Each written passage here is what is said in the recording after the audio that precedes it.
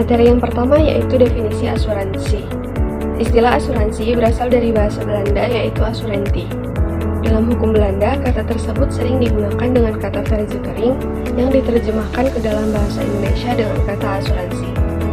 Asuransi dapat diartikan sebagai suatu perjanjian di mana pihak penanggung mengikatkan diri kepada pihak tertanggung dengan menerima premi untuk memberikan penggantian kepada tertanggung karena kerugian atau sesuatu yang mungkin akan dialami karena suatu peristiwa yang tak terduga. Selanjutnya, dasar hukum asuransi. Peraturan perundang-undangan mengenai asuransi di Indonesia diatur di beberapa tempat. Salah satu dari hukum yang mengatur tentang asuransi di Indonesia adalah Undang-Undang Nomor 2 Tahun 1992 tentang usaha perasuransian. Materi selanjutnya yaitu jenis-jenis asuransi. Asuransi dibagi menjadi dua bagian besar, yaitu asuransi kerugian dan asuransi jiwa. Asuransi kerugian ini terdiri dari beberapa jenis, yaitu asuransi kebakaran, asuransi kehilangan dan kerusakan, asuransi laut, asuransi pengangkutan, dan asuransi kredit. Sedangkan asuransi jiwa terdiri dari asuransi kecelakaan, asuransi kesehatan, dan asuransi jiwa kredit. Tujuan pertama dari asuransi yaitu pengalihan risiko. Tertanggung melakukan asuransi dengan tujuan untuk mengalihkan risiko yang mengancam aset atau jiwanya. Dengan membayar premi kepada perusahaan asuransi, maka sejak saat itu risiko beralih kepada si penanggung. Tujuan kedua yaitu pembayaran santunan. Jika suatu saat terjadi peristiwa yang tidak terduga dan menimbulkan kerugian, maka tertanggung akan dibayarkan santunan yang sama besarnya dengan jumlah pertanggungan. Manfaat dari asuransi yaitu nasabah bisa melakukan asuransi dengan tujuan mengalihkan risiko yang mengancam harta, kekayaan, atau jiwanya. Dengan membayar premi kepada perusahaan asuransi atau si penanggung, risiko beralih kepada si penanggung. Apabila sampai berakhirnya jangka waktu asuransi tidak terjadi peristiwa yang merugikan, penanggung bisa beruntung memiliki dan bisa menikmati premi yang telah diterimanya dari si tertanggung. Sejarah perkembangan asuransi. Zaman Yunani sebelum Masehi. Pada zaman kebesaran Yunani di bawah pemerintahan Alexander Agung, salah seorang pembantu bernama Antimenes mengumumkan kepada pemilik budak untuk mendaftarkan budak-budak mereka dan membayar sejumlah uang setiap tahun kepada Antimenes.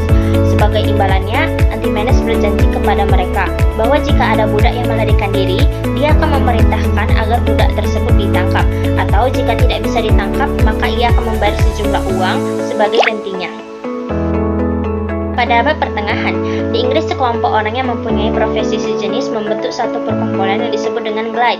Perkumpulan tersebut mengurus kepentingan anggota-anggotanya dengan janji apabila ada anggota yang mengalami kebakaran rumah, Glide akan memberikan sejumlah uang yang diambil dari dana Glide yang terkumpul dari anggota-anggota. Perjanjian tersebut banyak terjadi pada abad ke-9 dan mirip dengan cara kerja asuransi kebakaran. Setelah abad pertengahan, bidang asuransi laut dan asuransi kebakaran mengalami perkembangan yang pesat, terutama di negara-negara Eropa Barat. Zaman ilmu pengetahuan dan teknologi. Pesatnya perkembangan ilmu pengetahuan dan teknologi pada abad ke-20 membawa dampak positif bagi perkembangan usaha perasuransian. Kini banyak sekali jenis asuransi yang berkembang di masyarakat, antara lain asuransi kerugian, asuransi jiwa, dan asuransi sosial. Asuransi dalam perspektif Islam. Asuransi syariah adalah sistem di mana peserta mendominasikan sebagian atau seluruh premi yang dibayarkan untuk digunakan pembayar klien atas musibah yang dialami sebagian peserta yang mengalami musibah. Peran perusahaan asuransi dalam asuransi syariah terbatas hanya sebagai pemegang amanah dalam mengelola dan menginvestasikan dana dari kontribusi peserta. Jadi dalam asuransi syariah, perusahaan hanya berperan sebagai pengelola operasional, bukan sebagai penanggung seperti pada asuransi konvensional. Jadi jelas di sini bahwa posisi perusahaan asuransi syariah hanya sebagai pengelola atau operator dan bukan sebagai pemilik dana.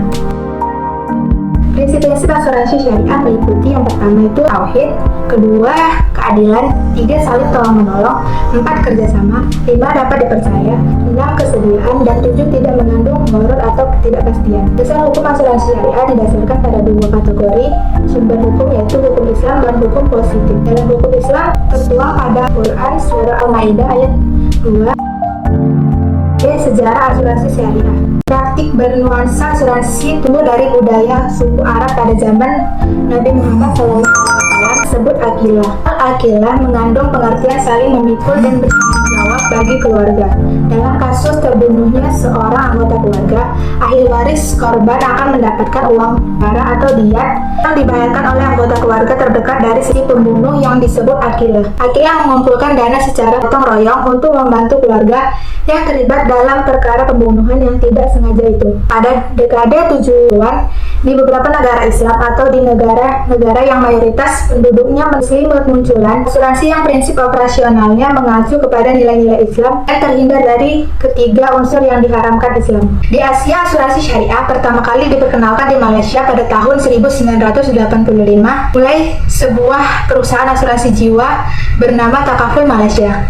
Selanjutnya diikuti oleh negara-negara lain seperti Brunei, Singapura, dan Indonesia.